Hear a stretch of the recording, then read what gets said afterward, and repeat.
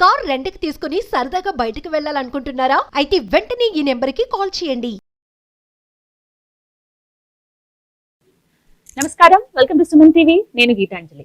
మహాకుంభమేళ జనవరి 13వ తారీఖు నుంచి ఫిబ్రవరి 26వ తారీఖు వరకు ఎంతో వైభవంగా జరగబోతోందండి.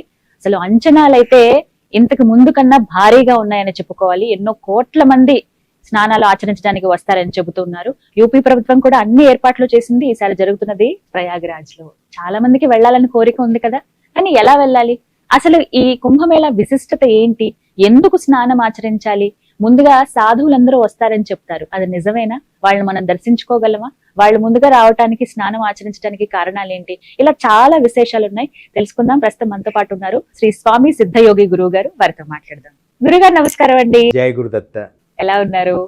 చాలా బాగున్నా బంగారు. చాలా సంతోషం మిమ్మల్ని కలవటం, మాట్లాడడం. చాలా నాళ్ళు అయిపోయింది. అవునమ్మా, చాలా రోజులు అయిపోయింది. ఇప్పుడు కొంచెం సంతోషం, ఆనందం కూడా ఉన్నాం, హ్యాపీగా. ఎందుకంటే మాకు కుంభమేళ రాబోతోంది. అవును. ఎలా ఉంది మీ లైఫ్ ప్రస్తుతం? గతం కంటే బాగుందమ్మా. ఈ సంవత్సరం చాలా ఎక్కువ యాత్రలు, నర్మదా తీరంలో సాధనలు బాగా జరిగాయి. నర్మదా తీరంలో మా గురుగారు కొంచెం కాలమయ్యారు, పెద్దవారు, సియారాం బాబా గారు అని వాళ్ళు. ఆయన గురుగారు కాలమయ్యారు, కొంచెం సాడ్గా ఉంది తప్ప. అంటే పెద్దవారు అయ్యారు, దాదాపు 110 సంవత్సరాలు దాటాయి ఆయనకి. సియారాం బాబా అని మనం చూడొచ్చు. గురువుగారి దగ్గరికి వెళ్ళాం ముందే, జస్ట్ ఒక కొద్ది రోజుల ముందు వెళ్ళి వారి సేవ చేసుకొని, అదృష్టమే కదా. ఉజ్జయిని, మహాకాళ్, తర్వాత ఓంకారేశ్వరు, అక్కడ నీలకంఠేశ్వర్ అనే ఒక పర్వతాల్లో ఎక్కువ సాధన చేశాను నేను. ఒక గుహలు ఉన్నాయి. అవి కూడా మీరు ఎప్పుడైనా, అంటే కొన్ని నా తపోభూములు కూడా మీరు ఒక వీడియోలు చేస్తే చాలా బాగుంటుంది. మాతో ట్రావెల్ చేసి అవకాశం ఇస్తానంటే ఇంకా మాదే అదృష్టం. ఎందుకంటే ఇప్పటికీ కూడా ఆ గురువుగారు అన్ని కొన్ని ఎన్ని నిజం కాదండి అంటే చెప్పడానికి నిజం కాదనిపిస్తాయి. అవి ప్రాక్టికల్గా చూసినప్పుడు, అరే గురువుగారు నిజంగా ఇంత అద్భుతమైన గుహల్లో మీరు సాధన చేశారా? అవి మనుషులు కూడా ఎవరికి ఎక్కువ వెళ్లకుండా, నీలకంఠేశ్వర్ మహాదేవ్, నీలకంఠేశ్వర్ అని మనకు ఓంకారేశ్వర్ నుంచి దగ్గర అనమాట. మాండువా భగీన్ అని పైన ఉంటుంది పర్వతాల మీద. అక్కడ ఒక గుహల్లో బాగా సాధన చేసేవాడిని, చాలా గొప్పగా. నా సాధన అంతా అక్కడే జరిగింది. మంత్ర సాధన కానీ, ధ్యాన సాధన, యోగ సాధన, అవి ఇంకా ఈ సంవత్సరంలో చాలా, అంటే ఎక్కువ శాతం మంచితో పాటు కొన్ని పెద్దలు కొంచెం దూరం అయ్యారు, కానీ అంతా బాగుంది. అదంతా భగవతేచ్ఛ. ఇప్పటి సందర్భం మహాకుంభమేళ. అసలు ఎంత అండి, అంటే ఇంకా రోజు రోజుకి అంచనాలు పెరిగిపోతున్నాయి, అందరూ ఎదురు చూస్తూ ఉన్నారు. అసలు ఏంటి ఈసారి విశేషం మహాకుంభమేళ? కుంభమేళ అంటే ఏంటి చాలా మందికి తెలియదండి. ఎందుకు చేస్తారు? చాలా రకరకాలుగా చెప్తుంటారు. ఒకసారి మనం గురుగారి శ్లోకంతో మొదలుపెట్టాం. ఓం సదాశివ సమారంభాం శంకరాచార్య మధ్యమాం అస్మదాచార్య పర్యంతాం వందే గురు పరంపరాం. రత్నాకరాం ధౌతపదాం హిమాలయ కిరీటినిం బ్రహ్మరాజ ఋషి రత్నాఢ్యాం వందే భారత మాతరం. శ్రీ గురుదేవ దత్త. అనంతమైన విశ్వప్రేమికులకి, ఈ సుమన్ టీవీని దర్శించే ఆత్మస్వరూపులైన మీ అందరికీ కూడా మనం మహాకుంభమేళ రహస్యాలు తెలుసుకోబోతున్నాం. చాలా భక్తి శ్రద్ధలతో ఆలకించండి, వినండి, చాలా జాగ్రత్తగా వినండి. ఎన్నో విషయాలు మీకు తెలుస్తాయి. అక్కడ ఏమేమి జరుగుతున్నాయి కూడా ఈ ఇంటర్వ్యూ పూర్తిగా చూడడానికి ప్రయత్నం చేయండి, మీకు ఎంతో ఆనందం లభిస్తుంది. కుంభమేళ విశిష్టత. కుంభమేళ అనేది ఆధారపూర్వకమైనది ఏంటంటే, జగనావృతం స్వదిత్రనేవరు రోజు పురే అదరత్న సింధూన చివేదగిరి నవభిన్న కుంభభాగదింద్రో అకృణత స్వమిగ్బిగి అని ఋగ్వేదంలో చెప్పబడింది. అసలు ఋగ్వేదం అనేది సనాతనమైనది. అవును. ఈ శ్లోకం మనం ఇంత గ్రంథంలో ఎక్కడో, అసలు అది ఎక్కడో ఉంది, అది కుంభముల గురించి చెప్పారని చెప్పి. ఇది 10వ మండలంలో 7వ అధ్యాయము లో ఉందన్నమాట. 10వ మండలం 89వ పేజీలో 7వ అధ్యాయంలో ఉంది ఇది. ఈ కుంభలో ఉన్న రహస్యం ఈ శ్లోకం. దీని అర్థం ఏమిటంటే, కుంభమేళాలో ఎవరైతే సాధన చేస్తారో, స్నానము చేస్తారో, అక్కడికి పోయి పూజ చేసుకుంటారో, త్రికాళము నవబింబ, అసలు ఒక నవగ్రహాలతో కూడిన ఎన్నో శక్తులు కూడా మనల్ని ఆ కర్మలను తీసేస్తుంది. ఎలాంటి శక్తి అంటే ఒక పరుశువుతో అడవినంత గొడ్డలితో అడవిని ఎలా నరికితే పోతుందో, అలా ఈ కుంభలో ఎవరు స్నానం చేస్తారో వారికి వాళ్ళ పాపాలన్నీ కడిగేస్తట. పుష్కరాలు మనం చూస్తాం, ఇది వేరు, దాన్ని కూడా మనం తర్వాత చెప్పుకుందాం. మరి దాని తర్వాత ఏమనంటే, పచ్చి కుండ మీద వర్షం పడితే ఎలా మట్టిలాగా మారిపోతుందో, కుంభలో స్నానము చేస్తే అలా వారి పాపాలన్నీ కడగబడతాయట. అంత అద్భుతం అంటే ఋగ్వేదమే ప్రమాణం. ఈ సనాతనమైన అన్ని ప్రాంతాలకి, దేశాలకి ఈ ఋగ్వేదములో లేని రహస్యంలే ఉండవు. అలాంటి ఋగ్వేదములోనే ఈ కుంభమేళా గురించి రాశారు. అందుకని ఈ కుంభమేళా అలాంటిది. పాప ప్రక్షాళన ఖచ్చితంగా అవుతుంది. అయితే ఈ కుంభమేళా అనగానే అందరికి గుర్తొచ్చేది సాధువులు, నాగ సాధువులు మరీ ముఖ్యంగా. అసలు ఎక్కడి నుంచి వస్తారు, ఎలా వస్తారు, ఎంతమంది వస్తారు, ఎలా అనేది? భారతదేశంలో మొత్తం ఇప్పటికి చాలా అఖాడాలు ఉన్నాయమ్మా. వాటిల్లో 13 అఖాడాలు ఉన్నాయి. అఖాడా అంటే ఒక గ్రూప్. అఖాడా అంటే ఒక గ్రూప్ అనమాట. ఇదొక గ్రూపు, ఇదొక గ్రూపు. అంటే వాటికి ప్రత్యేకంగా గురువులు అంటూ ఉంటారు. ఒక్కొక్క అఖాడాకు ఒక్కొక్క గురువులు ఉంటారు. వాటిల్లో మనం తీసుకుంటే 13 అఖాడాలు వస్తాయి మనకి ఇప్పుడు.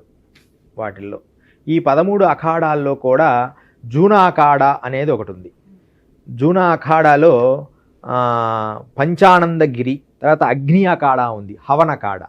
హవన్ అంటే మనం మంట అనమాట, అగ్ని, అదొక అఖాడా. దానికి మనకు మహంత్ సంపూర్ణానంద బ్రహ్మచారి. తర్వాత ఇంకొక అఖాడా, ఇంకో ప్రముఖులు కొంతమంది వస్తారు ఈ అఖాడాలకి. వాళ్ళలో కంప్యూటర్ బాబా అని ఒక ఆయన వస్తాడు. ఆయన మధ్యప్రదేశ్ నుంచి వస్తారు. ఆయన కూడా ఫేమస్. ఆయన పేరు కంప్యూటర్ బాబా. తర్వాత కిన్నెరా అఖాడా, ఇది మనకు తెలుసుకోవాల్సిన విషయం. మొన్న మేము మాట్లాడినప్పుడు అంటే వాళ్ళ జ్ఞానం ఎదిగి ఉండొచ్చు. ఈ మధ్య ఒక అఘోరా గురించి మనం విన్నాం. పెద్ద అల్సెల్గా ఉంది, పెద్ద ఎక్కువ మంది చూడము, ఏదేదో మాట్లాడడం. ఆ విషయాలు కూడా మనం దీంట్లో తెలుసుకోవచ్చు. ఈ కిన్నెరా అఖాడాలోని వీళ్ళు ఉంటారు. ఇది ట్రాన్స్జెండర్స్కి ఒక అఖాడా ఉంది. వాళ్ళు దీంట్లో తీసుకుంటారు అఖాడా. వాళ్ళకి దానికి సప్రత్యేకమైన ఒక ప్లేస్ ఇస్తారు. ఇది లక్ష్మీనారాయణ త్రిపాఠి అని ఆమె ఎడ్ ఇప్పుడు ఈ కిన్నెరా అఖాడా. ఇలాంటి వాళ్ళందరూ అక్కడ ఉంటారు కిన్నెరా అఖాడాలు. అయితే జ్ఞానం అపారం కదా. ఒక జన్మలోనే అందరికీ జ్ఞానం ఎక్కడొస్తుంది? మంత్రం తీసుకోగానే, ఆ దీక్ష తీసుకోగానే వాళ్ళకి జ్ఞానం రావాలని రూల్ లేదు. వాళ్ళు సాధన చేయాలి. అలాగే ఆమె స్థాయిలో ఆమెకు ఒక జ్ఞానం ఉంది. హిందూ ధర్మ రక్షణ ఏదో మాట్లాడుతుంటుంది. బట్ ఆ పరిపూర్ణమైన జ్ఞానం కావాలి ఈ అఘోరాలు, స్వామీజీలలో. మనం తర్వాత పోతే మఖాన్ బాబా, ఈయనను మనం చూడాలి. మఖాన్ బాబా నార్త్ సైడ్ స్వామి. ఈ మఖాన్ బాబా ఏంటంటే దాదాపు 1975లో ఆయన ఒక ఎదురు కర్రల మీద కూర్చున్నాడు. ఇప్పటికి కూడా ఆయన భూమిని తగలలేదు. ఇక కంప్లీట్గా ఆయన ఎదురు కర్రల మీదనే ఉంటారు. పైన మనకు హిమాలయాల్లో ఒక స్వామీజీ ఉండేవారు అనమాట. అలా పూర్వం ఉండేవారు. ఆయన మంచి గొప్ప యోగి వారు ఉండేవారు. వారి తర్వాత మరలా ఇప్పుడు ఈయనే మఖాన్ బాబా. ఇట్లా మఖాన్ బాబా దాదాపు 44 సంవత్సరాలు అయింది భూమి మీద అడుగు పెట్టకుండా. ఇలాంటి వాళ్ళందరూ కూడా మేము వస్తే వాళ్ళందరినీ కూడా ఈ ఖాళీ సమయం గా ఉంటే మనం చూపించవచ్చు తప్పకుండా. అంటే వీరే ప్రత్యేకంగా రావడానికి కారణం ఏంటంటే, ఎప్పుడూ బయటకి కనిపించని ఈ సాధువులు, ఈ అఖాడాకి సంబంధించిన వారు అవునవును ఎందుకు కుంభమేళా అప్పుడే వస్తారు? అది కూడా పెద్ద ఎత్తున చూస్తాం. ఇది జ్ఞాన చూసిక, ఒక జ్ఞానాన్ని ఒక దృక్కోణాన్ని చూపిస్తుంది. ఒక సూచన లాగా, ఒక సూచన, ఇదిగో ఇలా ఒక సూచన. జ్ఞాన సూచనలో మనల్ని ఎదగడానికి సహాయం చేస్తుంది. కుంభలో ఎంత అద్భుతం అంటే ఒక్కసారి స్నానం, కుంభ స్నానం చేశామంటే ఖచ్చితంగా పాపరాశి దగ్ధమవుతుంది. పాపరాశి పోయిందని గుర్తేంటి? నేను అసలు అదే అడగపోతున్నాను. గుర్తేమిటి? ఇప్పుడు ఒక మనిషి బాగా పాపాలు దానికి చేస్తున్నాడు, ఎవరో ఇప్పుడు మనం ఎట్లుంటదంటే దానికి ఒకళ్ళు చెబితే పాపరాశిలో గుర్తేంటి, పాపరాశి పోయింది అనడానికి గుర్తేంటి అంటే మేము చెప్తే నమ్మరు అనమాట. అంటే ఇవి మాకు ప్రమాణం ఏందని పెద్దవాళ్ళు చెప్పినారంటే నమ్ముతుంటారు, ప్రమాణాలు కావాలంటారు. ఇప్పుడు రుజువులు అడుగుతారు కదా. ఒకసారి ఈ మధ్యలో అంటే ఆ శక్తి ఉందమ్మా, దైవాన్ని అర్థం చేసుకోలేరు, కానీ అలాగని అన్నెసెసరీ కూడా మనం మాట్లాడకూడదు, రియాలిటీగా మాట్లాడాలి. ఒక్కోసారి మేము ఫ్లోలో అద్భుతాలు కూడా చెప్తుంటాం. ఆ అద్భుతం ఏమైతాయి అంటే అన్నెసెసరీగా కామెంట్స్ వస్తాయి. ఇంకా అవి తప్పదు. అంటే ఇంత జ్ఞానాన్ని చెప్పినప్పుడు అబద్ధం ఆడాల్సిన అవసరం మాకేముంటది? కానీ ఎలా గురుగారు, ఇప్పుడు మీరు అన్నారు తెలుస్తుంది వాళ్ళ పాప ప్రక్షాళన అయినట్టుగా అన్నారు. ఇప్పుడు ఒక మనిషి ఉన్నారు, పాపాలు చేసి ఉన్నారు, ఈ జన్మలోనే చేయొచ్చు, ఏ జన్మ నుంచి వస్తున్న పాపమే అది వెంటాడొచ్చు. అలాంటి వాళ్ళు కుంభమేళాలో స్నానం ఆచరిస్తే ఆ పాపం పోయిందని అనడానికి గుర్తేంటి? ఎవరెవరు చెప్పారో విందామమ్మా, మీరు ఆశ్చర్యపోతారు.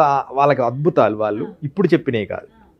302లో 302వ శకంలో అంటే శాలివాహన శకం 302లో గ్రీకు తత్వవేత్త మెగస్తనీస్ రాశారు వారి జీవితంలో, కుంభమేళాలో స్నానం చేస్తే భారతదేశం ఒక కుంభమేళా చాలు, నా లైఫ్ హ్యాపీగా ఉంది అన్నాడు.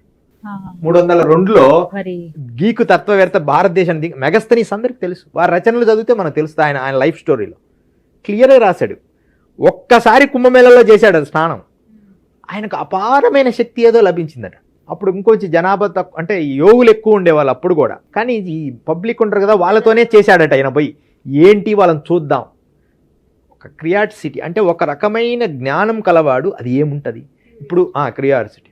ఇప్పుడు నేను చెప్తుంటాను, ప్రత్యేకంగా నాతోనే మీరు పయనిస్తే ఈ స్థలాల్లో అలా మీకు చూపిస్తే గానీ మీరు నమ్మరు. నిజమండి, ఎక్స్పీరియన్స్ అవ్వాలి. కానీ చాలామంది ఏదో పాము పట్టుకోనో లేకపోతే ఇదే దైవమనో, ఇవి కూడా నిజాలు ఉండొచ్చు, అబద్ధాలు ఉండొచ్చు, ఇవి కాదు. ప్రాక్టికల్గా అమ్మాయిట్రా ఇగో ఈ గుహలో స్నానం చేశాం, చూడండి ఎంత విశాలంగా ఉందో, ఇంత లోతులో ఇక్కడికి వచ్చి ఇలా సాధన చేసి ఈ వ్యక్తులు ఉన్నారు. అప్పుడు ఇంకా ఉన్నారు వాళ్ళ మనవల్లో. ఒక గుహలో నేను తపస్సు చేశానమ్మా, అక్కడ నీలకంఠేశ్వర్లో. దాదాపు 3 నెలల పాటు ఓన్లీ మంచినీళ్ళు, ఏదో కొద్దిగా ఆహారం తీసుకుంటూ, ఏదో కొంచెం పాలు వాళ్ళు తీసుకొస్తే తాగుతూ, రాత్రి పగళ్ళు పద్మాసనం తీయకుండా 3 నెలల పాటు అలా చేసాం. ఇక్కడ దగ్గరలో కూడా ఒకసారి చేసాం. అలా చేస్తే అక్కడ ఒక నాకు టాస్క్ అనమాట. ఒకరేమో హిందూ భావజాలంగా ఉండే ఒక దుకాణం, ఏది మన గుడ్డల దుకాణం అతను, ఒకతనేమో జైనంలో ఉండే అతను. ఇద్దరూ నాకు సహకరించేవారు పాలు తెచ్చి. వాళ్ళు ఏమంటారంటే మీ తపస్సు అయిపోగానే మొట్టమొదటి మా ఇంటికి రావాలి అంటే నేను మాట్లాడాను కదా, మీ తపస్సు అయిపోగానే మొట్టమొదటి మా జైన. ఈయనేమో వాళ్ళ దగ్గరికి పోయినాడు, మంది జైన మతం కుదరదు అంటాడు. వాళ్ళేమో స్వామీజీ మా గుహల్లో మీరు సాధన చేస్తున్నారు, అవి జైన గుహలు. ఇవి వాళ్ళు అక్కడ ఉన్నారు ప్రాక్టికల్. ఇప్పుడు అయితే అంత మాత్రానే దివ్య శక్తులు వచ్చేసి మాయమంత్రాలు వచ్చేసి అది అన్నెసెసరీ. వీటి కోసం కాదు, తనకు తాను అన్లైన్మెంట్ కావడానికి. అన్లైన్మెంట్ అంటే ఒక అద్భుతమైన ఒక ఒక ఒక జ్ఞానాన్ని పొందడానికి, పరివర్తన కొంచెం కొంచెంగా. ఒక జన్మనే నీకు అంతా రావడం కుదరదు, తనకు తాను అది తెలుస్తుంది. అలాగే ఈ మహానుభావులందరూ కూడా అలా వస్తారు, లైట్ లాగా. అమ్మా జై గురుదత్త. సంతోషం, చాలా విషయాలు తెలియజేశారు, చాలా సంతోషం. ప్రయత్నిస్తాము రావడానికి, మీ అనుగ్రహం అంత ఈశ్వర అనుగ్రహం అమ్మా, మనదే ఉంది. నమస్కారం అమ్మా. జై గురుదత్త, జై గురుదత్త, శ్రీమాత్రే నమః.